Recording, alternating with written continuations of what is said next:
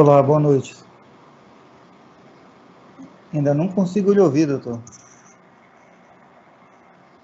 Oi, agora sim, né? Isso, agora deixa eu ouvir. Desculpa, eu estava com o microfone desligado. Charles, eu vou iniciar uma apresentação rápida do nosso curso e logo depois você entra, tá bom? Tudo bem. Falar algumas coisas importantes para o pessoal estar sabendo e logo depois você entra, tá? Às 20 horas, conforme nós combinamos. Sem Eu vou problema. fazer uma apresentação aqui do nosso curso, uma apresentação rápida. Eu acho que houve uma modificação aqui do Microsoft Teams, de maneira que eu não estou conseguindo vê-los, né? Bom, então, boa noite a todos, todos sejam bem-vindos, a nossa reunião está sendo gravada, nós estamos iniciando o primeiro curso de Metodologia Científica, Conceitos, Tecnologia e Estratégia, uma parceria, então, do Grupo EBSER, né, da Universidade Federal de Alagoas, junto com a minha empresa, uma empresa médica, também patrocina o curso, que é a Medical Lab. Então, o curso está sendo formado por 9 apresentações, sendo a primeira apresentação hoje pelo professor Charles Villacorta, que é urologista, professor da Universidade do Estado do Pará, que falará sobre medicina baseada em evidências e plataforma de pesquisas bibliográfica. No dia 8/6, semana que vem, falarei sobre gerenciamento de referências bibliográficas utilizando a plataforma Mendeley. Eu não sei se vocês conhecem, mas quem não conhece pode entrar no site escrito abaixo, já fazer o seu registro, que nós vamos fazer uma aula diferente, seria uma apresentação mais prática do que uma aula em si. A seguir, no dia 15/6, nós teremos a apresentação do professor Dr. César Neto, que é professor e docente do Programa de Ciências Médicas da Universidade de Medicina da USP. E ele falará sobre o porquê do formato científico, sobre o título, resumo e introdução. No dia 22/6, uma quarta-feira, todas as aulas serão às quartas-feiras, a partir das 20 até as 21 horas. E no dia 22/6, a professora Márcia Brusley falará sobre como escrever material e métodos. Também ela é farmacêutica, pesquisadora do Linha de Transplante de Cirurgia do Fígado da Faculdade de Medicina da USP. No dia 29/6, nós teremos o professor Osmo Filho, que falará sobre resultados. Ele é professor adjunto da Universidade Federal do Maranhão. No dia 6/7, isso já em julho, o professor Andres Delben falará sobre tabelas de figuras, um tema muito interessante. Ele é professor da Faculdade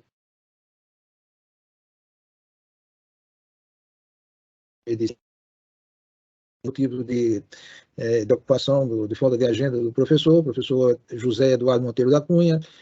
Hoje ele é professor associado sênior do Departamento de Gastrologia da Faculdade de Medicina da USP.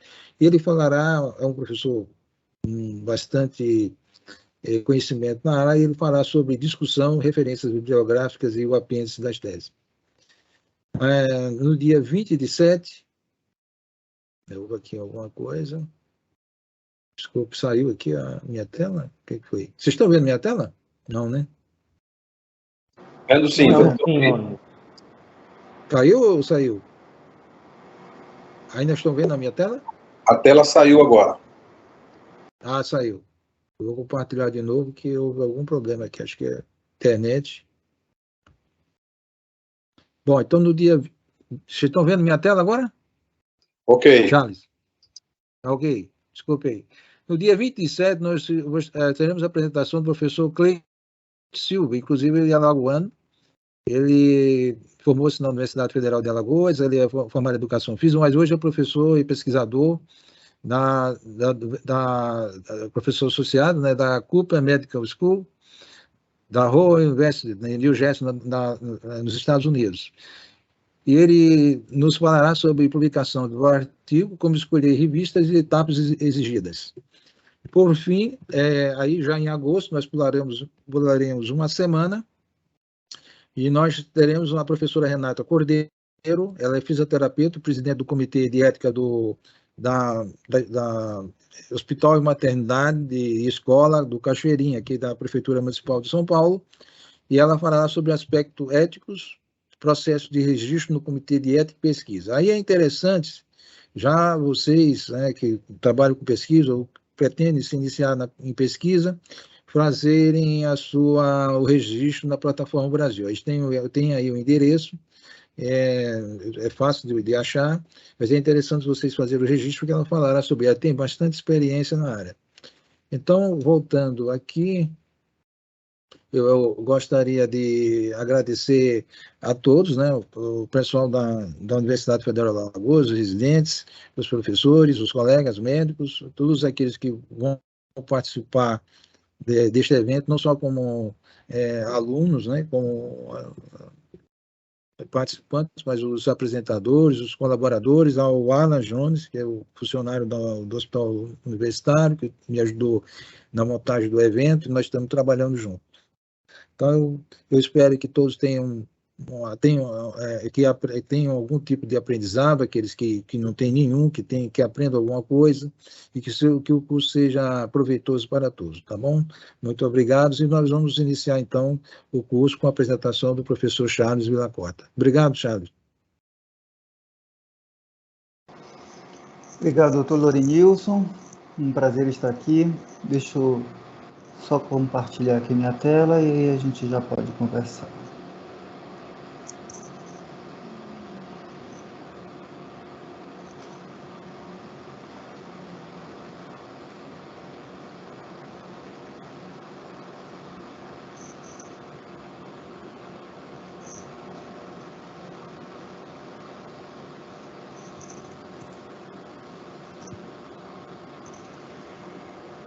Muito bom.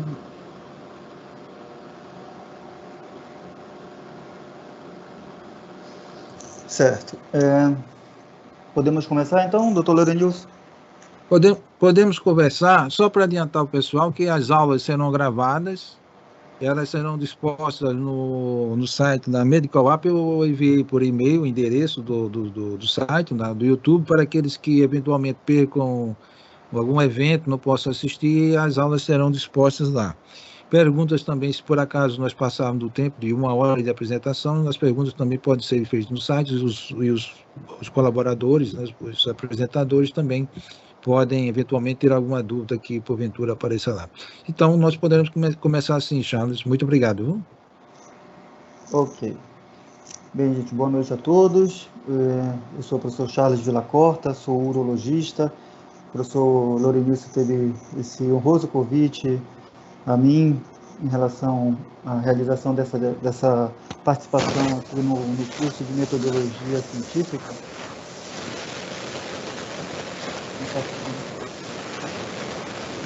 Gostaria de colocar um pouquinho para que tivesse um áudio ligado para os vídeos.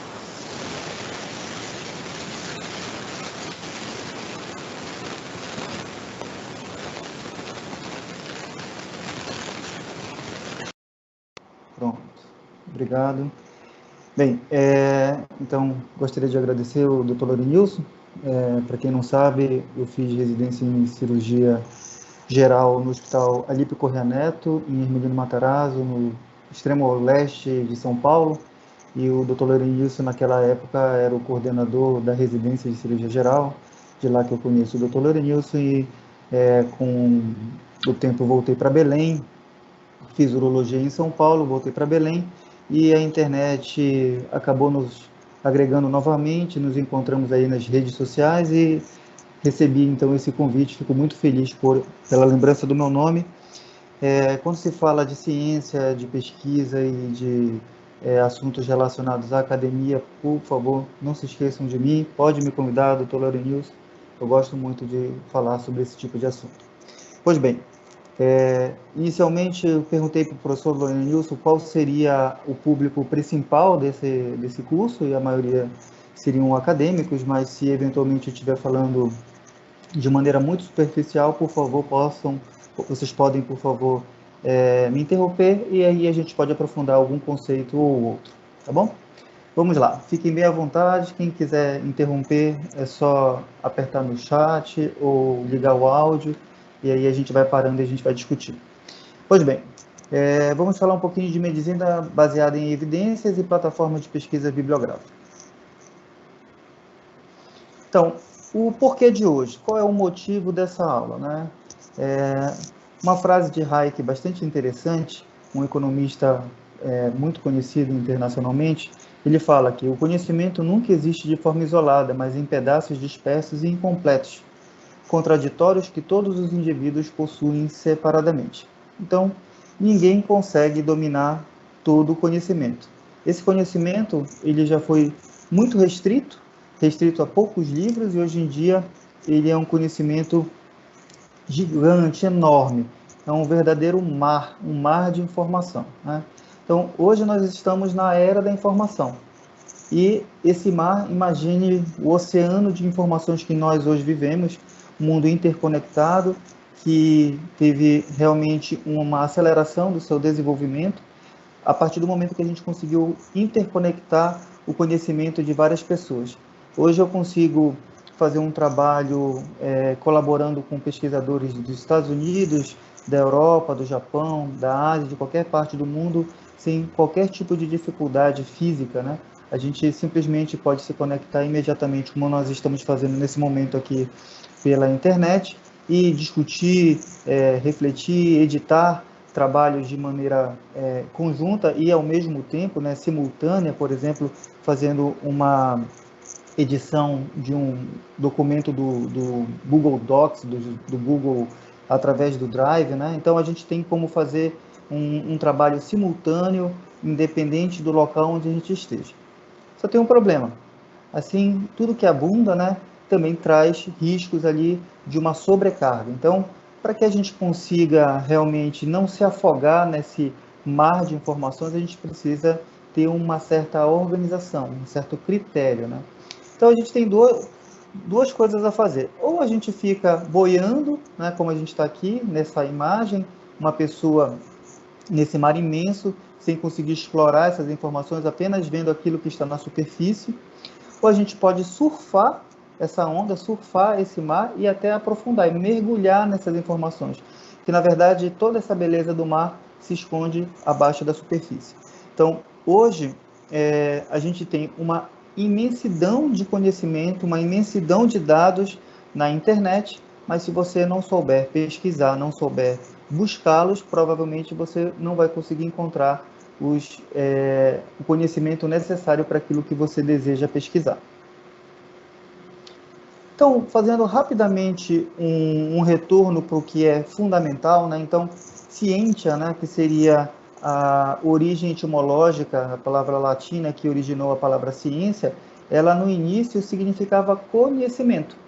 E nós temos basicamente 4 tipos de conhecimento na nossa sociedade. Nenhum mais importante do que o outro. Todos são importantes. Então, a gente tem o conhecimento vulgar, é o conhecimento popular.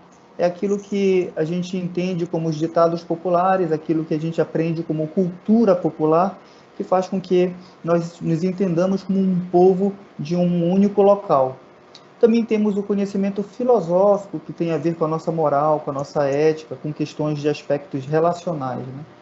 O conhecimento científico, que é aquele conhecimento que inicialmente era o conhecimento estudado, é o conhecimento pautado em metodologia.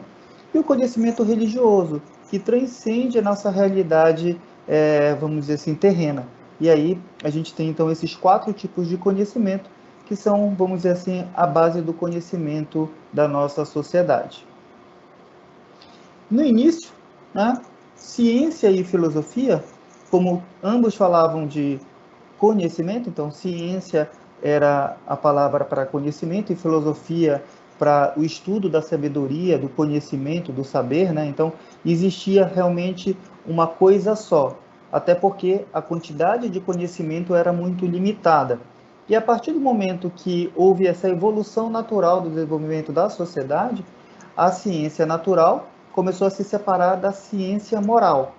E essa ciência natural, então, foi estudar, vamos dizer assim, essas grandes áreas que nós chamamos hoje de ciências físicas, ciências biológicas e ciências sociais. Enquanto que a ciência moral passou, então, a ser foco da filosofia, que é o que hoje nós entendemos como filosofia. A grande diferença dessas duas ciências, que lá no início da nossa história eram conhecidas como sinônimos, é que a ciência hoje ela é meio que sinônimo de um conhecimento testado e aprovado, que é de uma certeza. A gente vê na ciência como algo que procura a verdade.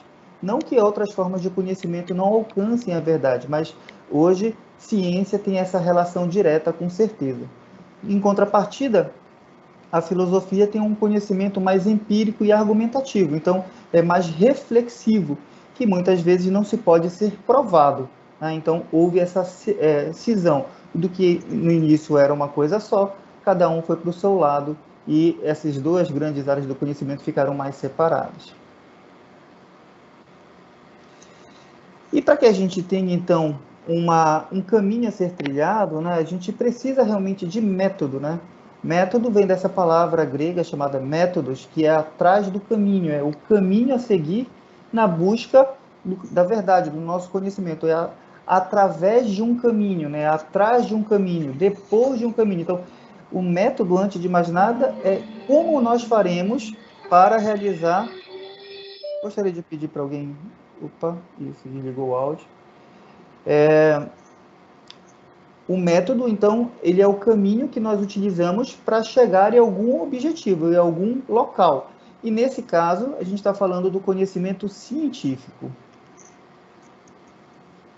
Então, nós temos, se queremos um conhecimento científico, precisamos ter um método científico, né? Então, como é, então, feito esse método científico que busca essa certeza, que busca essa resposta, tanto da ciência natural, tanto da ciência biológica, das ciências físicas e assim por diante? Nós temos ali, primeiro, a formulação de uma hipótese, que nada mais é do que uma pergunta. Você quer saber se determinado tratamento tem o benefício que você espera. E para isso você então vai procurar, baseado naquela sua pergunta, o conhecimento prévio que existe sobre aquele assunto. Então, primeira coisa, vamos lá, o que a literatura já nos fala? O que o conhecimento humano já alcançou do ponto de vista concreto sobre aquela pergunta? A partir do momento que você tem esse embasamento teórico, esse conhecimento prévio, você vai precisar fazer um desenho, um experimento, né? Você vai realizar um pequeno modelo daquilo que você quer testar como um todo.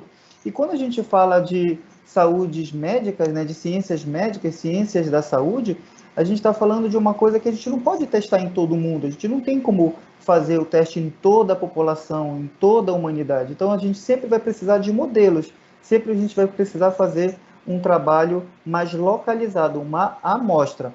E aí você desenha esse estudo, realiza esse experimento e você vai ter resultados. Esses resultados precisam ser interpretados, muitas vezes com ferramentas específicas. E hoje a ferramenta mais utilizada, sem sombra de dúvida, é a estatística. Então, a partir da estatística, nós conseguimos avaliar e extrair mais informações dos resultados que nós alcançamos a partir do nosso experimento. Pois bem, você tem o resultado, você analisou estatisticamente, e agora você tem que fazer uma avaliação baseada sob perspectivas diferentes. A gente pode ter a comparação com aquilo que a literatura já trouxe, né? Então, a gente vai fazer aquela famosa discussão de um artigo. A gente vai, então, a partir dos resultados, tentar fazer outras conjecturas, avaliar de diversas maneiras por que a gente chegou naquele resultado. Isso nada mais é do que a nossa discussão. E, no final, a gente vai realizar uma conclusão. Então, aquela primeira pergunta, aquela hipótese, ela foi confirmada, sim ou não? Ela realmente fez sentido, sim ou não? Baseado em toda a metodologia que nós utilizamos. E a partir dessa conclusão, a gente vai ter novas hipóteses, e esse ciclo não se termina, né? Nunca se acaba. Então, a gente vai conseguir, dessa forma, crescer e aumentar o conhecimento específico sobre determinado assunto. É dessa forma que a gente faz o método científico. Quando nós utilizamos, então, um método científico baseado nas ciências médicas, nas ciências da saúde, nós podemos, então, ter esse desenho esquemático que eu coloquei aqui, né? Teremos, então, estudos pré-clínicos, né? Esses estudos pré-clínicos são os estudos de laboratório, onde a gente consegue mimetizar, de certa maneira, algumas reações, alguns fenômenos biológicos em animais, por exemplo, a gente já vai falar sobre isso.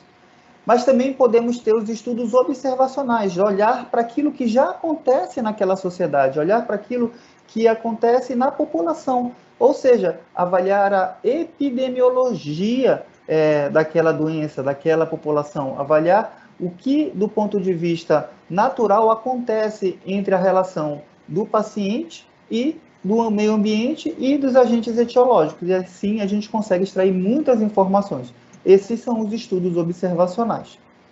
Mas, por fim, a gente sempre vai ter muita influência de aspectos externos que podem ser difíceis da gente isolar. Por exemplo, eu quero avaliar se um determinado alimento me protege contra o câncer. Mas como se, durante a avaliação de uma população, aquela população não vai comer só aquele alimento, ele vai ter outros fatores confundidores em relação àquela alimentação que inviabiliza a avaliação específica de um determinado alimento. E aí, nesse caso, a gente precisa fazer, então, um estudo clínico, a gente vai fazer um experimento, né, controlado, que a gente possa testar, excluir diversos alimentos que, porventura, possam ser um viés, e aí utilizar aquela intervenção específica para avaliar se realmente traz algum tipo de benefício para o caso em questão. Nem todos os estudos conseguem ser, vamos dizer assim, avaliados em estudos clínicos. Alguns vão também passar, a partir de estudos pré-clínicos, como estudos em ratos, em laboratório, podem passar e pular diretamente para estudos clínicos. Você fez, por exemplo, um teste de uma vacina em um rato, mas por conta da necessidade, por conta de outros aspectos de segurança que já foram vencidos, você acaba levando esses estudos pré-clínicos diretamente para outros estudos clínicos, aplicando diretamente no humano, claro, respeitando todos os preceitos éticos associados a um trabalho como esse. Da mesma forma, você pode identificar, a partir de um estudo clínico, alguma alteração, algum efeito colateral, por exemplo, de um tratamento que você não esperava e que você pode amplificar esses efeitos colaterais realizando no estudo pré-clínico, ou seja, você pode translacionar de volta para o laboratório, aplicando em animais novamente. Então, existe essa correlação, você pode passar de um estudo pré-clínico para o estudo clínico e do estudo clínico para o estudo pré-clínico.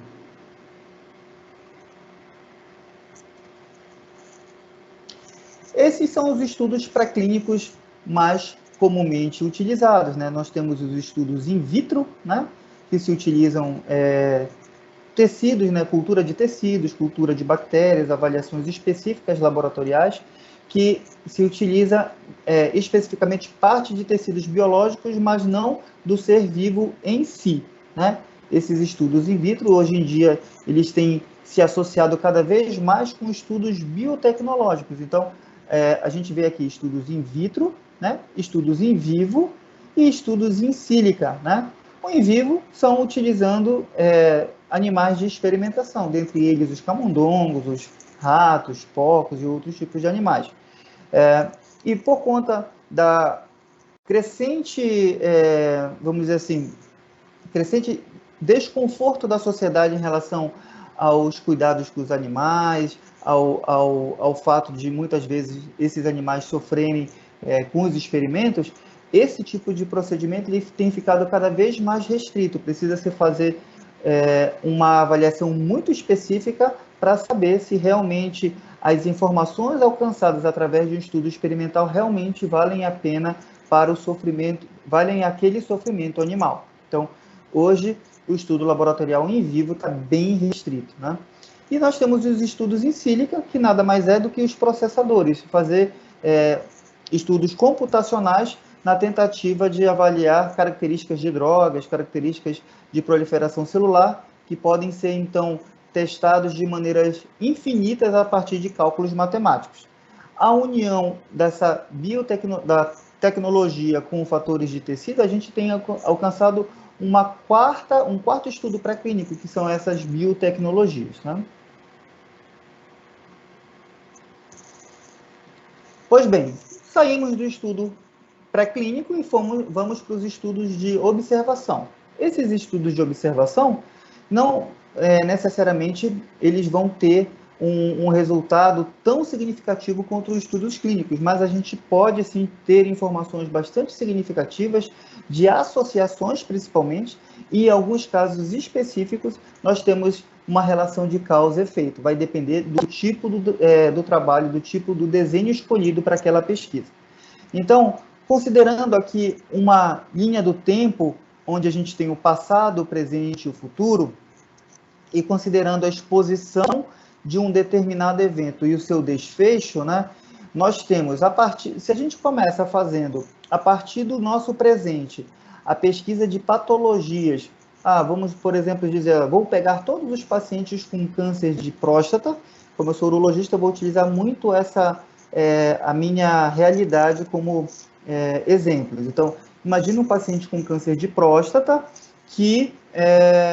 um grupo de pacientes que no passado trabalhavam com uma determinada substância química, como, por exemplo, trabalhavam com derivados do petróleo. Será que esses pacientes realmente tiveram câncer de próstata por conta desse contato com substâncias derivadas do petróleo? Nesse caso, eu posso ter que fazer um estudo caso-controle. Então, eu parto da doença em direção à exposição prévia, retrospectivo. Para que seja um estudo caso-controle, eu tenho que ter uma população de pacientes não doentes. Então, no estudo de caso-controle, eu tenho duas populações, uma de doentes e uma de não doentes. Agora, se eu parto do presente em direção ao futuro, então eu parto a partir da exposição. Eu poderia pegar, então, todos os pacientes, todos os homens que trabalham, por exemplo, como frentistas, trabalham no posto de gasolina, e vou acompanhá-los por 30 anos para ver se há um aumento da incidência de câncer de próstata nesses homens. Então, isso será um estudo de coorte. Para que eu consiga fazer essa correlação de causa e efeito, eu vou precisar de um grupo controle de pessoas que não trabalham com esse tipo de produto. E dessa forma eu consigo, então, acompanhar dois grupos, fazendo, então, o estudo famoso de coorte, que é um estudo prospectivo. Agora, eu posso simplesmente pegar e fazer uma pesquisa nos pacientes que estão trabalhando lá no posto de gasolina, e vou fazer teste para todos os homens que estão trabalhando no posto de gasolina naquele momento. Eu vou fazer um estudo transversal, um estudo no presente. E normalmente os estudos transversais oferecem mais uma relação de associação. Vai depender muito da qualidade do trabalho transversal e da importância das características do estudo para poder ter uma relação maior de causa e efeito. Na maioria das vezes, o estudo transversal vai oferecer uma associação. Também não podemos esquecer do relato de caso. Ele ainda tem seu valor científico e, inclusive, histórico. Às vezes são casos muito raros que valem a pena aquele relato para que outras pessoas, quando começarem a identificar, pensem nesse possível diagnóstico e vejam qual foi os acertos e os erros do colega que realmente realizou aquele caso. Pois bem, quando a gente fala então de caso controle, de estudo transversal, estudo de coorte, alguém quer falar alguma coisa? Quando a gente fala desse... Pois não?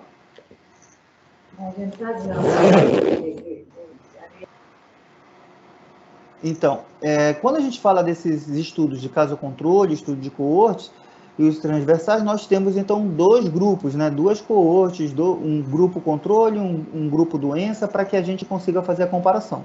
Mas também podemos realizar estudos descritivos retrospectivos ou prospectivos, estudos clínicos observacionais, séries de casos, que podem ser tanto retrospectivos como prospectivos. A gente consegue acompanhar a evolução de determinada doença, porém, a gente não consegue fazer essas associações se nós não tivermos um grupo controle. Esses são os estudos de observação, os mais utilizados. E aí a gente parte para os estudos clínicos, né? Os estudos clínicos são os estudos experimentais, aqueles que nós realizamos. Quando a gente fala experimental, não necessariamente é o experimental de trabalhar com animais de laboratório. Quando a gente fala experimental, que são intervencionistas, que nós vamos incidir fazendo algum tipo de procedimento sobre aquele grupo de pacientes. Então, nós podemos ter um grupo de estudo clínico, por exemplo, que a gente vai selecionar uma população que precisa ser realizado determinado tipo de tratamento, e esse tratamento, então, vai ser aplicado a esse grupo, vai ser o grupo experimental, e a gente vai conseguir, então, avaliar o impacto desse tratamento sobre esse grupo. Por exemplo, um grupo de pacientes com câncer de próstata metastático, hormônio refratário, ou seja, ele já queimou o tratamento hormonal e agora ele está fazendo quimioterapia. E mesmo após a quimioterapia, ele sofreu um estape tumoral. O tumor continua crescendo e continua aumentando o PSA. Nesse caso, você não tem mais nada para oferecer para aquele paciente. E ele pode, então, ser convidado, às vezes, a participar de um tratamento novo, para que, dessa forma, a gente consiga avaliar se realmente esse paciente vai conseguir ter algum tipo de ganho de sobrevida. Esse é um tipo de estudo que é não randomizado, a gente vai utilizar simplesmente os pacientes que estão necessitando daquele tratamento como um tratamento que a gente chama de tudo ou nada, um estudo tudo ou nada. Se ele não fizer nada, ele vai morrer. Se ele fizer alguma coisa, tem uma chance dele sobreviver, né? Então, esses são os estudos não randomizados. Entretanto, o estudo de melhor resposta para as nossas hipóteses, quando se trata, claro, de estudos de ensaios em ciências médicas, é o estudo randomizado, é o estudo clínico randomizado, onde nós realizamos, então, a definição de um grupo de pacientes, de uma amostra de toda a população que poderia ser tratada. A partir dessa amostra, nós realizamos um sorteio, uma randomização. Essa randomização ela precisa ser escondida, ela não pode ser evidente. Uma das coisas mais importantes de um estudo clínico randomizado é a ocultação de alocação, ou seja, o mais importante é a gente ocultar de que maneira aquele paciente foi sorteado, porque se eventualmente o cirurgião que vai operar uma nova técnica ou o médico que está prescrevendo uma determinada medicação, ele pode, muitas vezes, acabar, de maneira, às vezes, involuntária, começar a encaminhar, esse caso é mais grave, provavelmente ele vai se beneficiar do tratamento que a gente está oferecendo, então vamos encaminhar. Então, para diminuir esse tipo de situação, a randomização ela precisa ser feita ocultando a sua alocação. A melhor maneira de fazer isso é uma pessoa trata e a outra pessoa faz a dispensação do tratamento. Então, essas pessoas elas não se comunicam e a randomização fica mais escondida. E, nesse caso, a gente vai ter sempre um grupo controle e um grupo experimental, que é o grupo que está recebendo o tratamento. Nesse caso, nós temos os estudos clínicos randomizados. Mas nem sempre o estudo clínico randomizado serve para avaliação apenas de tratamento. Ele serve também para avaliação de medidas profiláticas, serve para avaliação de medidas diagnósticas, enfim, existem outras funções para os estudos clínicos randomizados. Pois bem, fazendo esse breve comentário sobre todas essas formas de estudos clínicos, eu vou me aprofundar rapidamente sobre a medicina baseada em evidências. Então, esse autor é considerado hoje o autor que conseguiu deixar mais claro o que seria esse conceito de medicina baseada em evidências, que se transpassou para outras áreas da saúde que não apenas a medicina. Mas isso significa, consiste no uso consciente, explícito e criterioso da melhor evidência contemporânea disponível para tomar decisões relativas aos cuidados de pacientes individuais. Ou seja, eu, médico urologista que trabalho no meu consultório particular, que vou receber o seu José lá no meu consultório com câncer de próstata, a partir de conhecimentos da literatura que eu vou avaliar de maneira criteriosa, vão me dar substratos para que eu consiga, dessa forma, oferecer o melhor tratamento para o meu paciente. E para que a gente consiga, então, definir a literatura, existe realmente uma miríade de tipos de trabalhos. Mas cada trabalho tem a sua qualidade, a sua dificuldade metodológica e consegue fazer associações mais evidentes. E aí é que vai o nível e a hierarquia da evidência científica. Então, o nível mais baixo é o modelo experimental. Por quê? Tudo que eu fizer no animal, como por exemplo no rato, não há garantia nenhuma de que vai ter a mesma resposta no humano. Então, ele serve sim para aprendizagem das técnicas metodológicas de ciências, ele serve com certeza para a gente fazer raciocínios clínicos sobre determinadas patologias, determinados medicamentos, determinados procedimentos cirúrgicos, porém, não há garantia de que ele vai reagir da mesma forma no humano. Mas para isso existem os estudos translacionais. Acima do modelo experimental, temos os relatos de caso, porque são poucos casos, a gente não consegue inferir que um caso não vai ser diferente do outro, simplesmente pela questão aleatória da genética de cada indivíduo. Então, não dá para a gente realmente considerar. Mas, a partir do momento que você já tem algum dado é sempre melhor do que nenhum dado, né? Quanto mais o número de casos vai surgindo, maior a sua capacidade de inferir hipóteses sobre aquilo que acontece, né? Então, a partir de estudos observacionais com uma quantidade cada vez maior de dados, você vai conseguindo fazer avaliações mais adequadas. Os estudos de caso controle, então, seria o terceiro nível de hierarquia. O problema é que são estudos, normalmente, o quê? Retrospectivos. Se são estudos retrospectivos, nós temos os viés da lembrança, da memória daquele paciente, da qualidade das informações que foram armazenadas nos prontuários, e tudo isso, então, acaba limitando essa qualidade de estudo.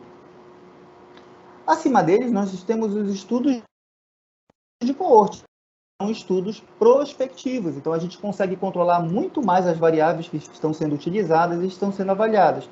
Eu consigo fazer uma amostra com critérios de exclusão e de inclusão mais adequados, eu consigo intervir nas possibilidades de vieses relacionados à contaminação por medicamentos e outros fatores, então é um estudo de melhor qualidade. Acima dos estudos de coorte, nós temos os estudos randomizados de pequeno porte, né? Uma amostra pequena de casos que já demonstra que há algum tipo de benefício para aquele tipo de tratamento. Então, nesse caso, é como se nós estivéssemos desenvolvendo uma medicação e essa medicação a gente precisa começar a testar. Primeiro eu vou testar numa população limitada, às vezes voluntários ou em pequeno grupo de pacientes, para depois fazer estudos populacionais mais robustos, né, para que a gente aumente o nosso N, nossa amostragem, e dessa forma a gente consiga ter resultados mais fidedignos, que é o caso da ponta da pirâmide, né, do topo da pirâmide, que são os estudos randomizados de grande porte e, claro, as suas meta-análises, que são a análise de vários estudos randomizados que têm métodos semelhantes. Então, dessa forma, nós temos essa ponta da pirâmide, as meta-análises e os estudos randomizados de grande porte. Pois bem, quando a gente fala de nível de evidência, então a gente viu ali a hierarquia das evidências, nós vamos ter diversos tipos de trabalho, né?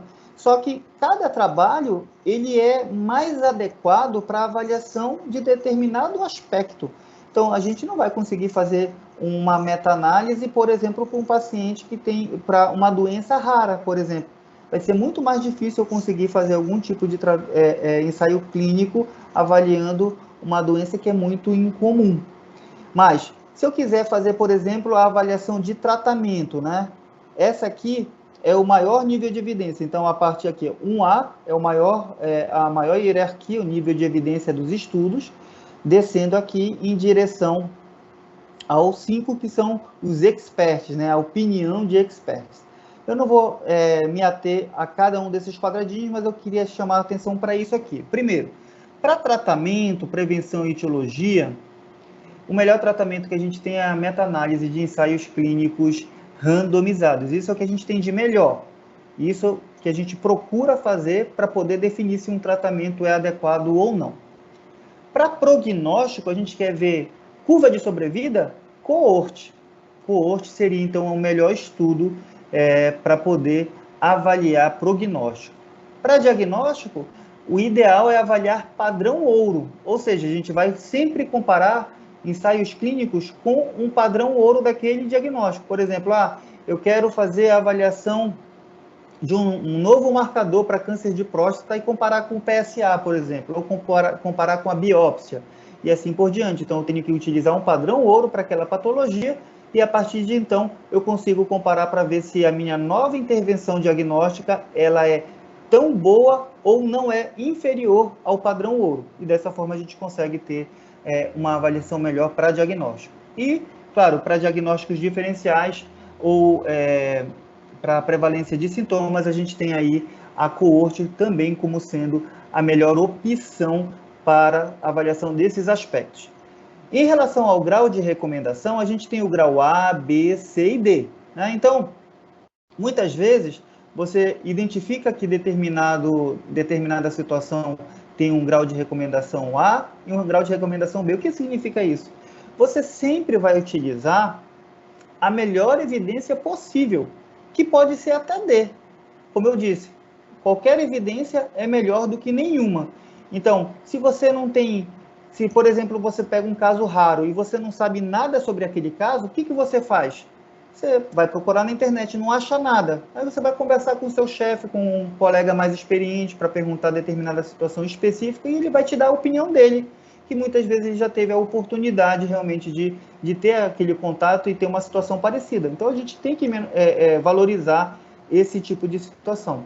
Mas, se para aquela situação já existem recomendações B, a gente vai utilizar a recomendação B como o protótipo, vamos dizer assim, do padrão de tratamento ou do padrão de diagnóstico que a gente deseja para aquela patologia.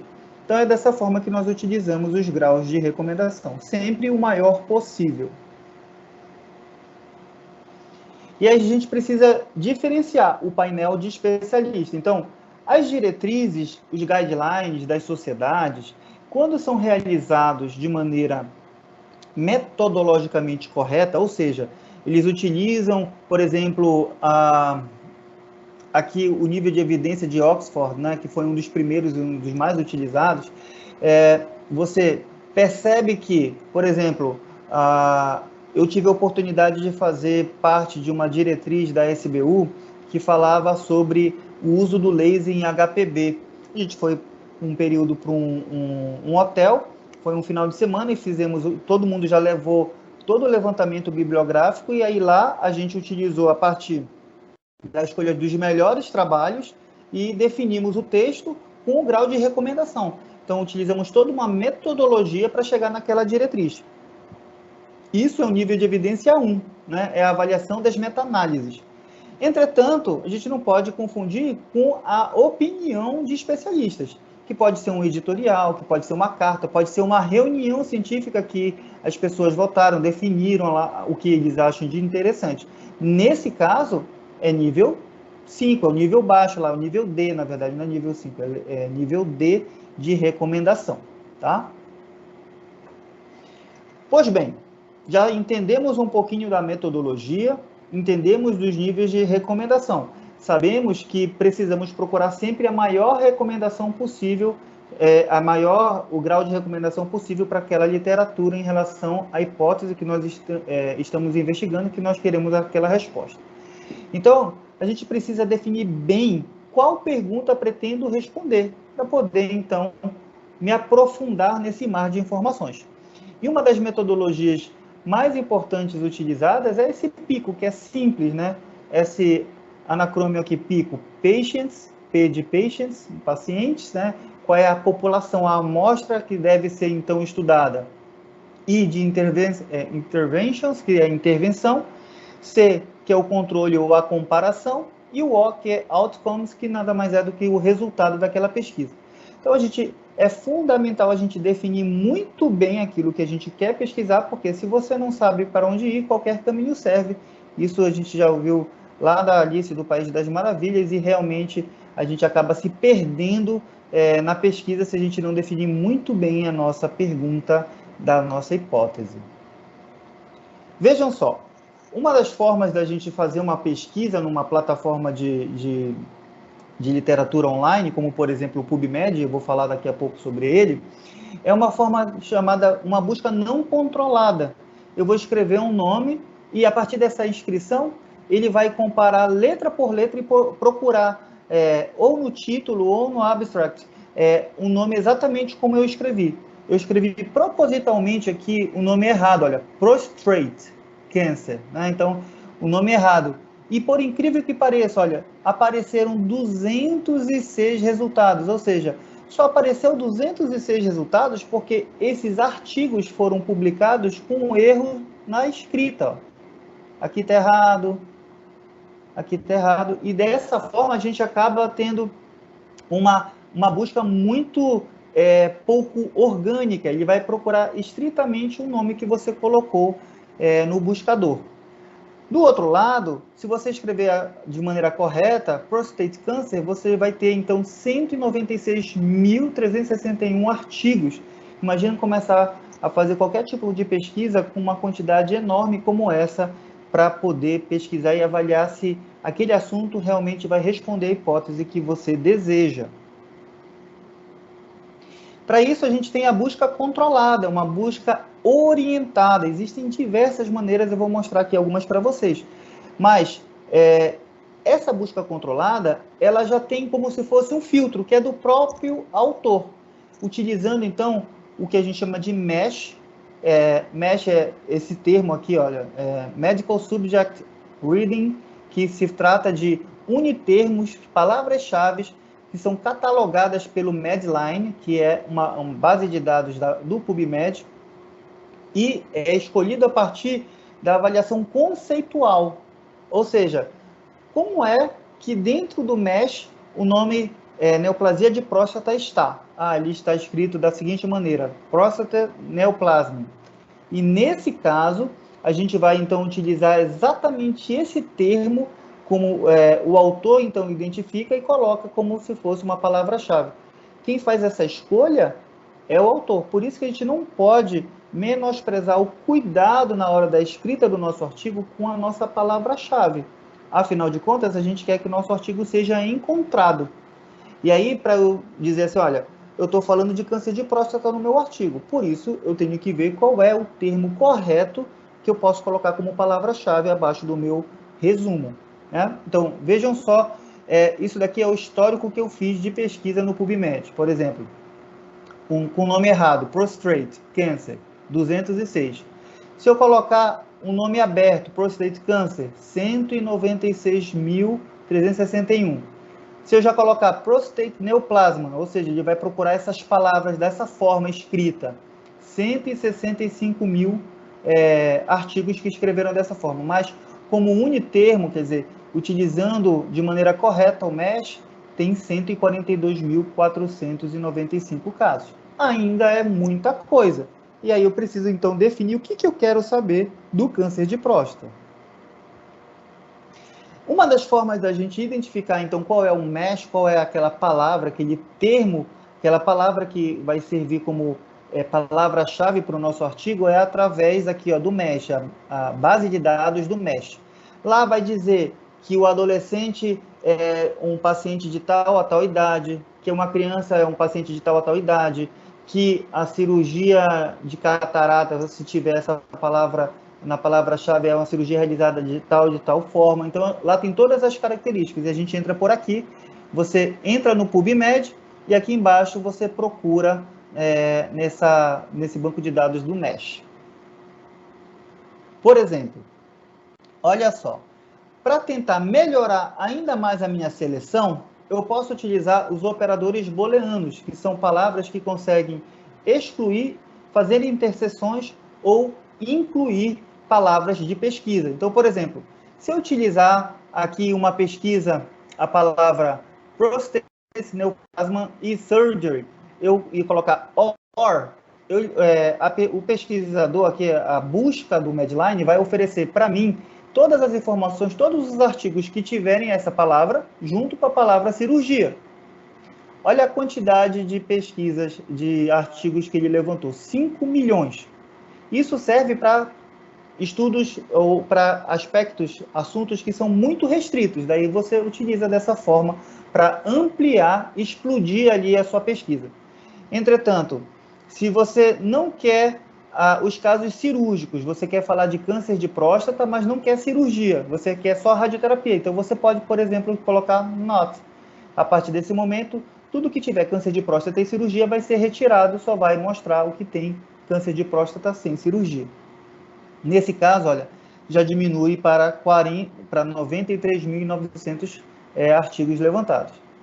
Agora, se você quer só artigos que falem de câncer de próstata e cirurgia, aí você utiliza o operador booleano AND. E a partir disso, você consegue, então, uma quantidade de 48.594 artigos. Você foi restringindo cada vez mais o número de artigos utilizando esses operadores booleanos, tá? Esse aspecto aqui, isso daqui, é o histórico que eu consigo resgatar lá no Medline. Dessa forma, eu consigo ver qual foi a fórmula que eu fiz para chegar a determinado artigo. Porque, eventualmente, eu faço uma pesquisa, depois eu me esqueço, aí eu quero procurar de novo aquele artigo. Como foi que eu fiz a pesquisa? Tem um histórico que fica por algumas horas lá na plataforma do PubMed que você pode procurar. Então, vamos aplicar o Pico aqui para esse exemplo. Então, por exemplo, a população que eu quero estudar são pacientes com câncer de próstata. Aí a intervenção que eu quero ver é se esse paciente que faz cirurgia robótica, comparado com a cirurgia aberta, que é o controle, tem uma sobrevida maior, né? Então, eu vou fazer a comparação da intervenção, cirurgia robótica, o grupo controle de cirurgia aberta, e os meus resultados, o meu outcome é quanto tempo, survival, sobrevida, quanto tempo esse paciente vai sobreviver. Se eu fizer desta maneira, eu vou ter um resultado muito discrepante, porque ele não está bem delimitado. Se eu utilizar um mesh, dessa forma eu vou saber exatamente qual é o artigo conceitualmente que eu estou procurando. Então, por exemplo, para câncer de próstata, a palavra do mesh é prostate neoplasm. Para cirurgia robótica é essa. Para cirurgia aberta não tem esse unitermo, mas tem surgery. E para a avaliação de sobrevida, tem essa palavra, análise survival. Então, eu preciso procurar no mesh para poder, então, fazer uma pesquisa mais adequada. Observem só o que acontece. Eu não sabia, eu não conhecia, eu pensei que tivesse Open Surgery como uma forma de ter mesh. Procurei lá, não tem. Mas aí a gente vê, olha, cirurgia como os subtítulos, todos esses aspectos aqui são cirurgias. E ele define o que é a cirurgia. Então, esse unitermo, ele significa cirurgias, né, procedimentos cirúrgicos em órgãos, regiões ou tecidos. E aí ele fala assim, não se deve incluir transplantes, porque existe um unitermo para transplante. Então, é melhor procurar com essa palavra, tá? Então, todos esses aspectos aqui se relacionam a uma cirurgia aberta. E aí, eu utilizei, então, a palavra surgery como forma de um unitermo procurando a partir do mesh. E olha só, eu fiz, então, uma pesquisa das palavras Surgical Procedure Robotic, também do mesh, né, que é o unitermo. Eu fiz a avaliação da sobrevida, cirurgia e câncer de próstata. E me ofereceu apenas 128 artigos. E os primeiros artigos?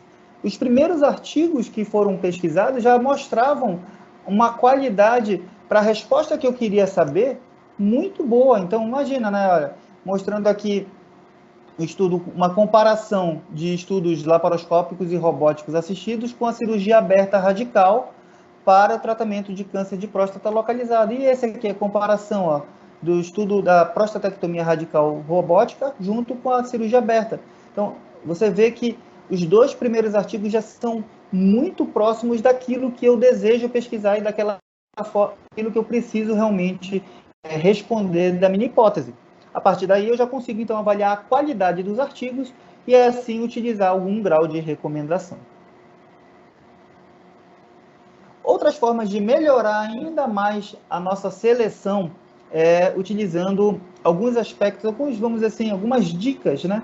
Como, por exemplo, você pode utilizar alguns campos que a gente chama campos de ação. Então, por exemplo, eu posso colocar a palavra neoplasma, prostate neoplasma e fazer um ponto e colocar AB.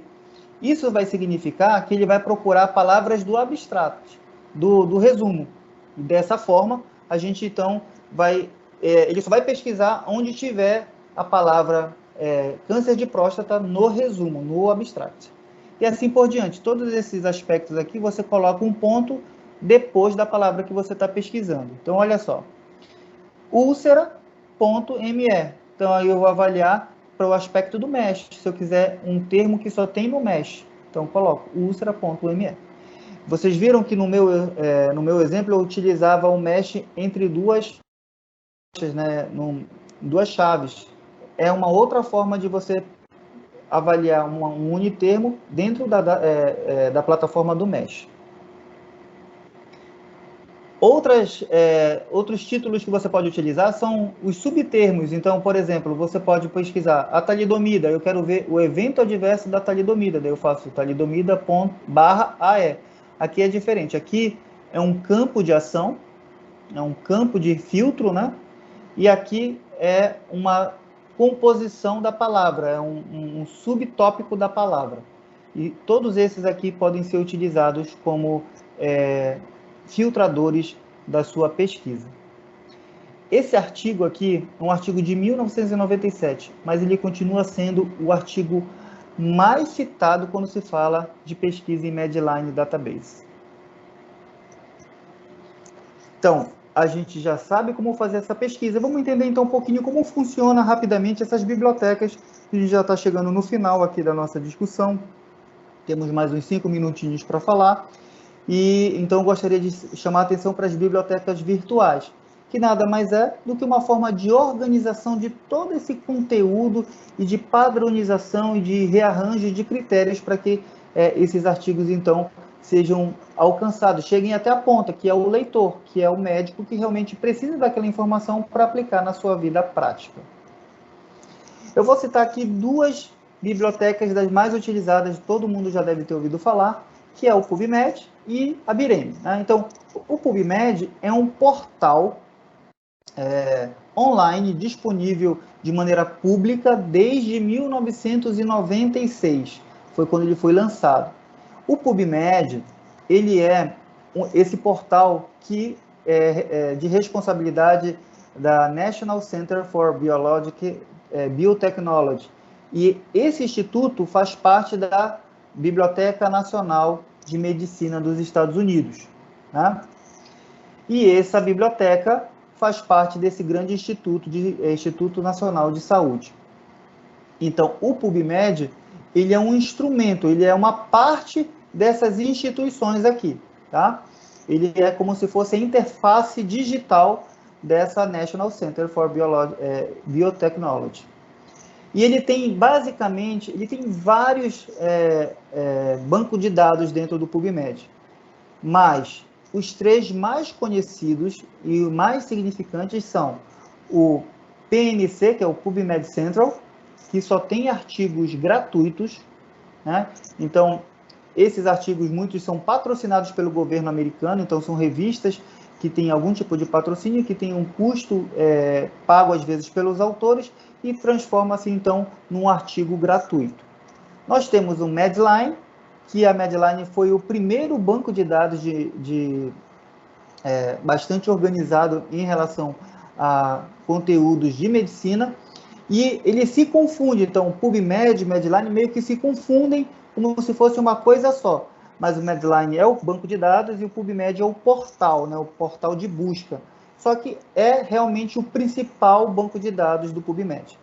E a gente tem o Bookshelf, que tem uma quantidade, um tratado de livros, né, disponíveis de maneira online para serem utilizados. Então, essas são as 3 principais bases de dados do PubMed.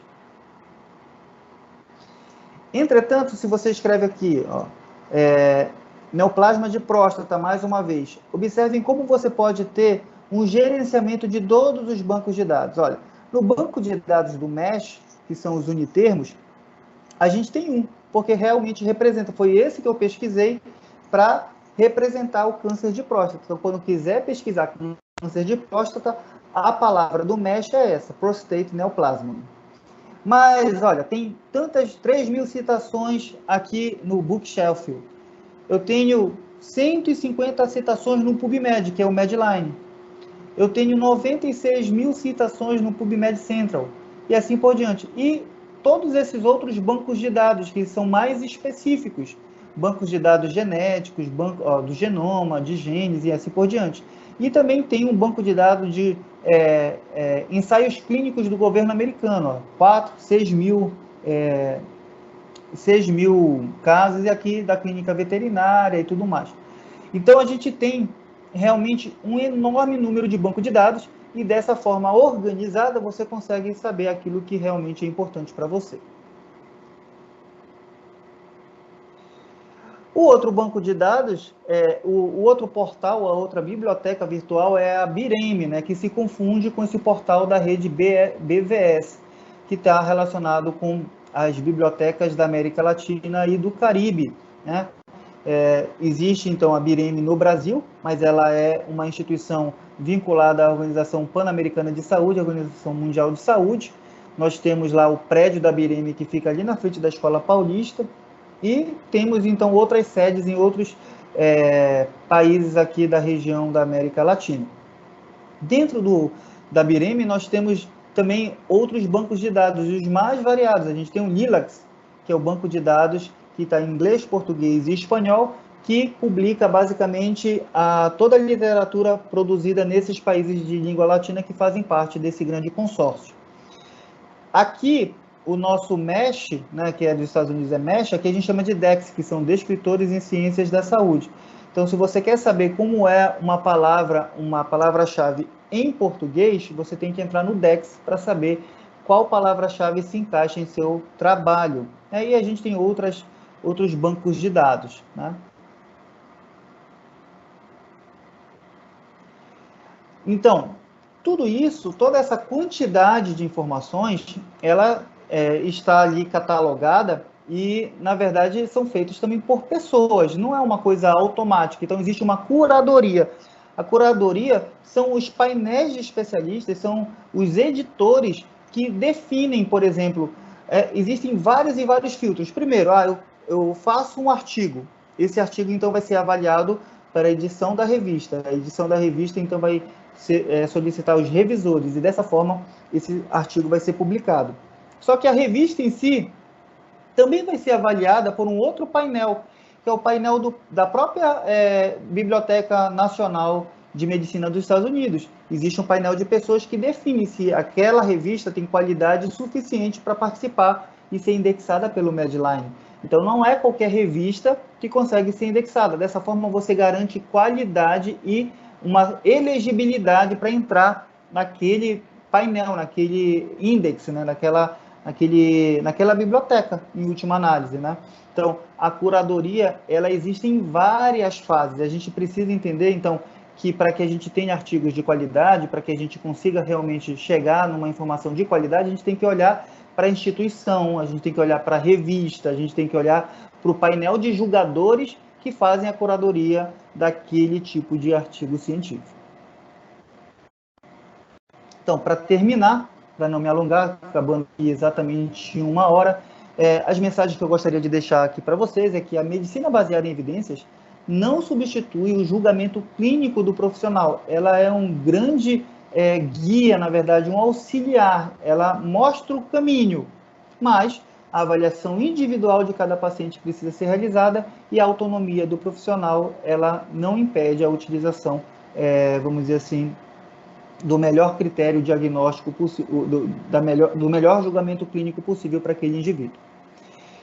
Sempre opte pela melhor evidência disponível. Então, se você tem evidência nível D, apenas use a nível D. Se você tem a nível A, use a nível A. Porque dessa forma você está oferecendo de maneira embasada o melhor tratamento possível para aquele paciente. E use método para realizar uma pesquisa bibliográfica em qualquer banco de dados, senão você vai ficar perdido. Então, é fundamental a gente entender, fazer essa metaciência, entender como funciona a ciência hoje em dia, que é toda eletrônica, toda digital, computadorizada, e a gente precisa, então, entender como é que a gente faz a pesquisa para que a gente não caia em alçapões, esqueça de documentos importantes ou destaque coisas que não são tão importantes. Para isso, a gente precisa de método, inclusive, para pesquisar a referência bibliográfica.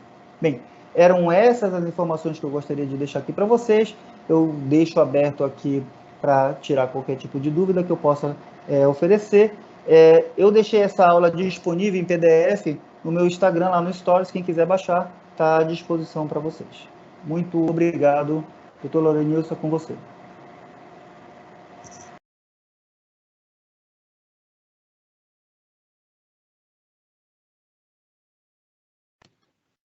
Charles, parabéns pela excelente apresentação, brilhante, como sempre, né? Impressionante a sua capacidade de oratória, de apresentação de um tema nada fácil, difícil, né? E você nos trouxe bastante informações importantes para todos os pesquisadores. Eu abro, então, os questionamentos. A plateia que gostaria de fazer alguma pergunta, está aberto o expositor para alguma dúvida, caso alguém queira fazer algum tipo de pergunta.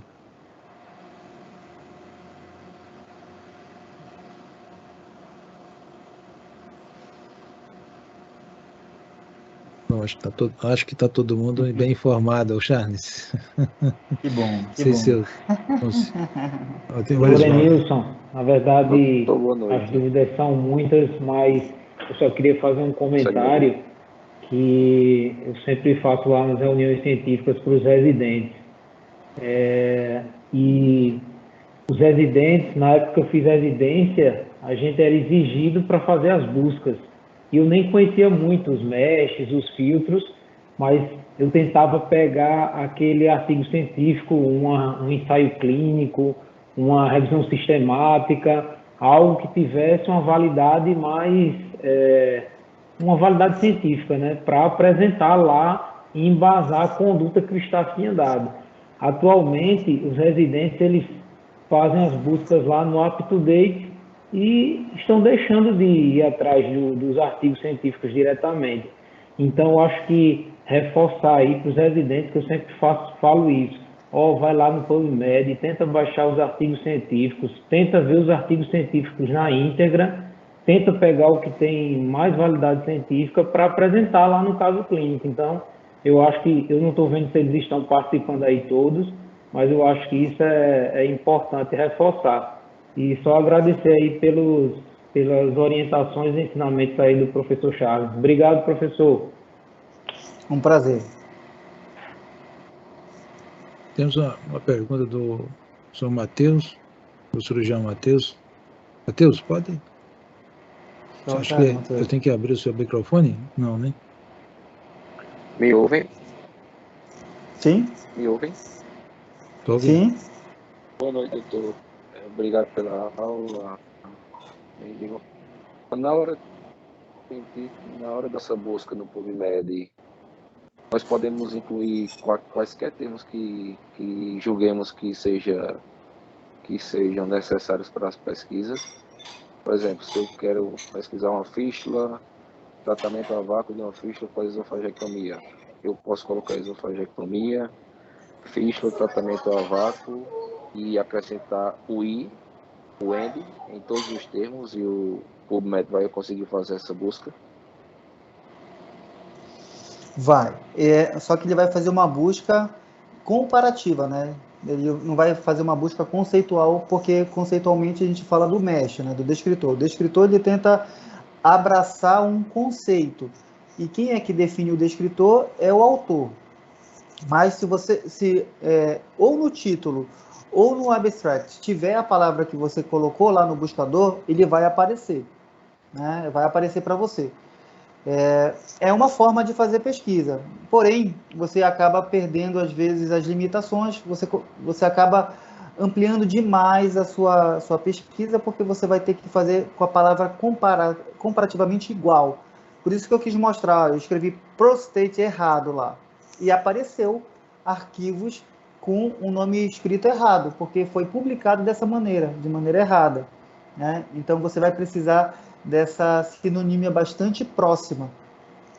Se tem algum lugar que você vai ter um conceito mais adequado para o artigo que você está procurando, é através dos descritores, porque teoricamente foi dessa forma que o autor pensou. Ele vai dizer, olha, eu fiz um trabalho sobre esofagectomia e fístula, então eu vou procurar qual é o mesh mais adequado para o meu trabalho, vou ver se tem essa esofagectomia como um descritor, e aí eu coloco, né? Seria um caminho, vamos dizer assim, mais afiado, né, para você chegar naquilo que você está procurando. Me perguntaram aqui se... Deixa eu ver aqui. As aspas, quando você coloca duas palavras entre aspas, eles vão fazer com que a procura seja casada. Então, por exemplo, prostate cancer. Se você colocar prostate e câncer sem nenhum tipo de aspa, vai procurar tudo que tiver de próstata, a palavra próstata e a palavra câncer, mesmo que elas estejam separadas em locais diferentes. Na hora que você coloca elas entre aspas, ele vai procurar exatamente aquela frase, prostate cancer. Então, tem essa mudança na pesquisa. Acho que deu para responder, Paulo? Lorenilson, parabéns pela iniciativa. Charles, excelente apresentação, acho que ajuda bastante. A gente tem curiosidade de conhecimento, de alancar. Isso que o Oswaldo falou, foi nosso residente, a gente sempre estimulava. Hoje, com o up-to-date, eu acho que o residente fica meio um pouco acomodado de pesquisar, mas a gente que tem curiosidade vai sempre no Medline, e essas dicas suas aí, esses dados, foi muito interessante. Muito legal. Obrigado. Parabéns pela apresentação. Lorenilson, a sua iniciativa é fantástica. Né?